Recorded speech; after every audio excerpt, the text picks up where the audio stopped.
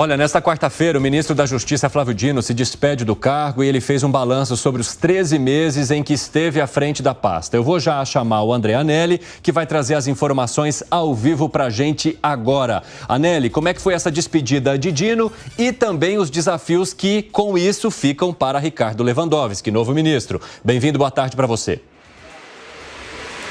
Oi, Evandro, muito boa tarde para você, boa tarde a todos ligados aqui no 3 em 1 da Jovem Pan. O ministro Flávio Dino, como você disse agora há pouco, né, Evandro, ele se despediu do cargo de ministro da Justiça, alegando que o desafio do futuro chefe da pasta, que é o Ricardo Lewandowski, é manter a criminalidade que, segundo Dino, está em queda no país.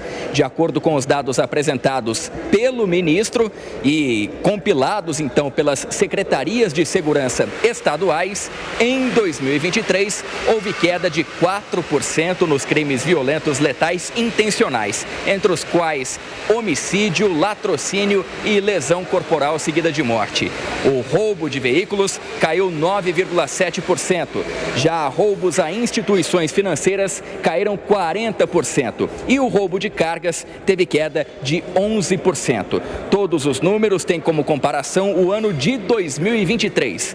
Dino atribuiu os resultados ao que ele chamou de reversão de uma política armamentista demagógica.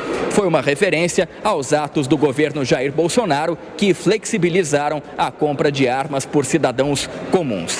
Dino avaliou também que o futuro ministro Ricardo Lewandowski deve focar a gestão da pasta no combate a crimes vindos do preconceito e de quadrilhas organizadas profissionalmente. Fizemos o máximo, há muito o que fazer e tenho certeza que a equipe liderada pelo ministro Lewandowski e pelo presidente Lula vão fazer mais, vão fazer melhor. Eu estarei torcendo para que isso aconteça. Eu destacaria como tema esse do feminicídio, sem dúvida é um tema essencial no nosso país. As políticas de justiça antirracista, de combate à letalidade policial, também é uma questão fundamental. E o tema das organizações criminosas. Esse é um tema que o ministro da Justiça hoje é obrigado a tomar café da manhã, almoçar e jantar com ele. Diferente do que havia 2 décadas atrás. Além dessa cerimônia que ocorreu hoje aqui no Palácio do Planalto, amanhã uma outra cerimônia vai ser realizada, mas no Ministério da Justiça, para a transmissão oficial do cargo de Flávio Dino a Lewandowski. Logo depois, o atual ministro da Justiça vai assumir o mandato de senador provisoriamente pelo Maranhão, até então que ele tome posse no Supremo Tribunal Federal no próximo dia 22 de fevereiro. Evandro. Agora, Nélia, eu queria saber também sobre a manifestação do presidente da República, porque há uma preocupação de que o crime organizado tenha virado uma grande indústria e o presidente percebeu isso agora? Sim, ele percebeu e pelo menos fez a declaração então nessa terça-feira, participando dessa cerimônia juntamente com Flávio Dino, fazendo o balanço então dessas ações do Ministério da Justiça. Lula disse que o crime organizado é difícil de combater porque virou uma grande indústria multinacional. De acordo com ele, o crime está na imprensa, na política, no futebol, nos empresários e em todos os lugares do planeta. O presidente disse ainda que aposta na formação de um novo ser humano baseado na educação. E nesse contexto, Lula criticou os políticos que dizem que bandido bom é bandido morto. Ele afirmou ainda que a entrada de Lewandowski no Ministério da Justiça tem como um dos objetivos humanizar o combate ao que ele considera como pequenos crimes no país. Quer ver se a gente consegue humanizar o combate ao pequeno crime, às pessoas mais humildes e jogar muito pesado. Joga muito pesado, eu não sei como. Por isso é que eu trouxe o ministro, da experiência dele agora, sabe? E um desses aqui, como é que a gente vai jogar pesado para enfrentar a chamada indústria internacional do crime organizado? E em outro trecho do discurso, Lula disse ainda que os povos pobres estão metidos no crack e viram zumbis na rua, mas que os ricos que usam drogas químicas e cocaína refinada não estão na periferia bruta. Essas declarações foram dadas então durante a cerimônia que apresentou esse balanço que a gente trouxe agora há pouco das ações do Ministério da Justiça na gestão Flávio Dino. Evandro.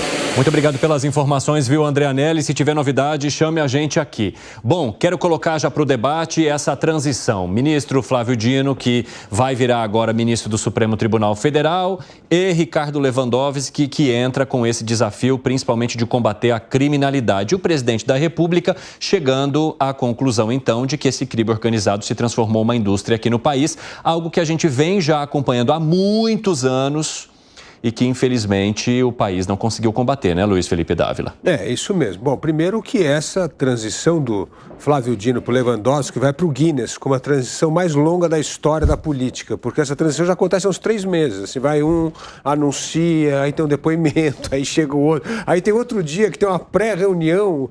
Finalmente, hoje, né, temos o Lewandowski concluindo o processo de transição e assumindo a cadeira do Ministério da Justiça.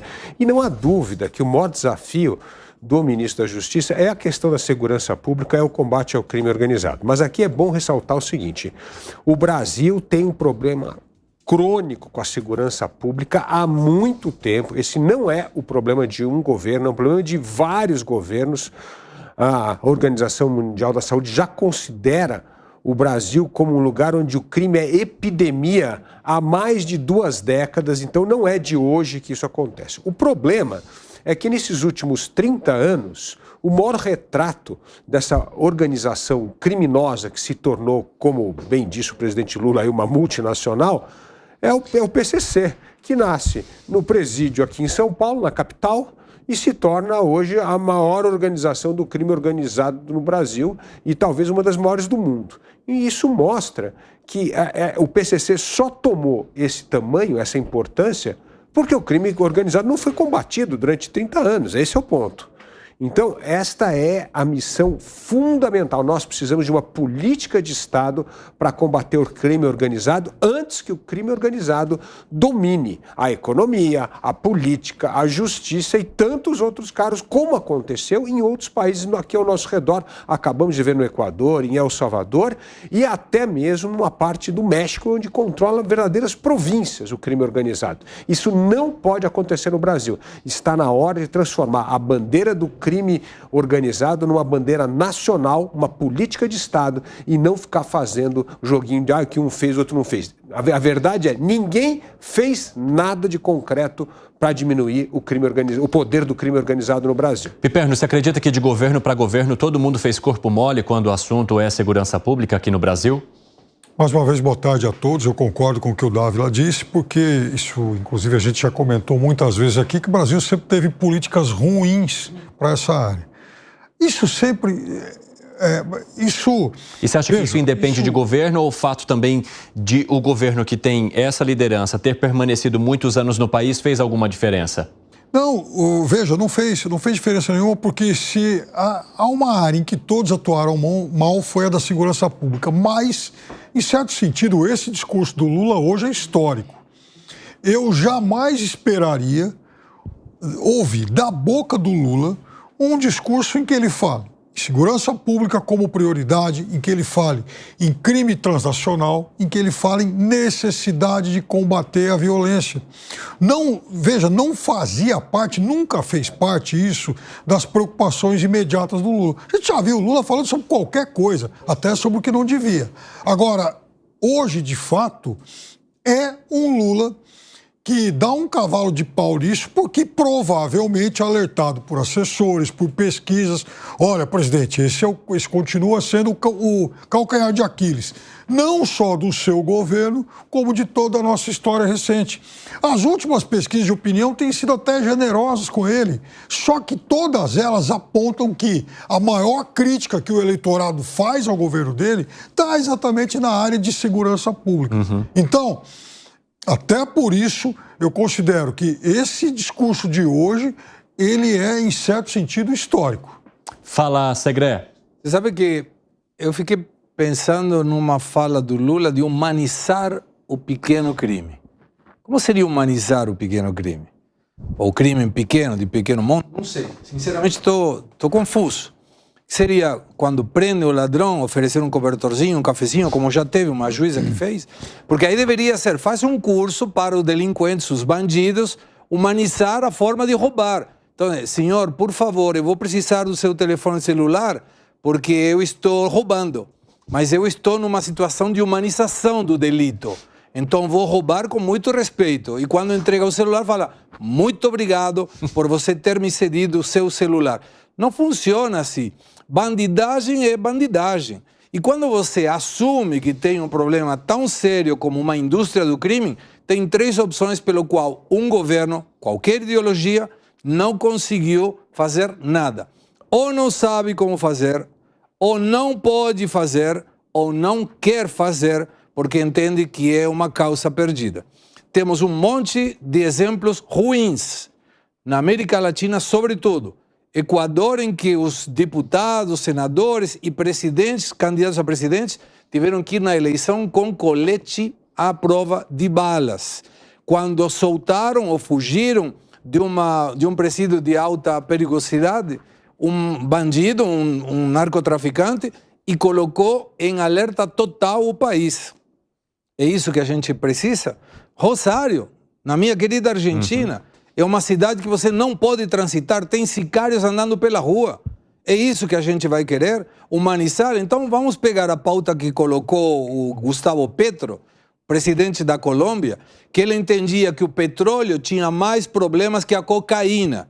E a única maneira que ele entendia de diminuir a bandidagem era retirar do Código Penal delitos que hoje eram delitos e não sendo mais delitos, então cairia a criminalidade. É isso que a gente quer? Porque não é esse o Brasil que eu gostaria de viver. E você, Alan Gani? Olha só, a fala do presidente Lula, na qual aqui o Segré cita, reflete uma fala recente no passado, que o bandido ele rouba um celular para tomar uma cervejinha, e é uma fala que reflete muito o pensamento da esquerda, como se o bandido fosse uma vítima da sociedade, como se todo o crime fosse aquele crime famélico, né? A pessoa está lá com fome, então ela rouba para comer. Nesse caso nem é roubar para comer, é roubar para tomar uma cervejinha. Isso mostra como a esquerda governou este país por anos, Piperno, eu sei que você está rindo, mas a esquerda governou por anos esse país, e a explosão da violência ela não ocorre agora, ela ocorre desde 1999, quando tinha uma onda de sequestros relâmpagos aqui em São Paulo e no Rio de Janeiro. Em 2006, o PCC literalmente toca o terror em São Paulo, há um toque de recolher inédito na cidade de São Paulo, e até então nenhum governo, absolutamente nenhum governo, tratou a segurança pública como algo prioritário. Eu digo mais, naquele grito de desespero da população em 2003 por saúde, por educação, população vai à rua, a presidente Dilma na época faz um discurso dizendo, bom, vocês querem mais educação, então terão mais educação, vocês querem mais saúde, terão mais saúde. Em nenhum momento se falou em segurança pública, quando já era um problema primordial aqui no país. Quem, e aqui eu não estou falando que ele resolveu o problema, mas quem é o primeiro a pautar este tema é o presidente Jair Bolsonaro em 2018. Sim. Ele colocou como uma prioridade na campanha. E a partir dali há um mérito, porque ele chama atenção para hoje o maior problema do Brasil, disparado. E não é só um problema, Evandro, do crime organizado, é do crime desorganizado também, porque o crime organizado, ele atua ali nas comunidades, ele tem leis próprias, leis draconianas dentro da comunidade, mas você tem esse crime desorganizado, que está aqui nas grandes capitais, no interior, que mata por conta de um celular. Então, é o crime generalizado, é tanto o crime organizado quanto esse crime desorganizado. E tudo isso passa pela leniência da justiça. Não sei se é porque as leis são muito fracas ou porque a interpretação dos juízes acaba sendo mais leniente ou porque o sistema é garantista. Mas o grande gargalo não está no Ministério da Justiça, está no sistema judiciário como um todo.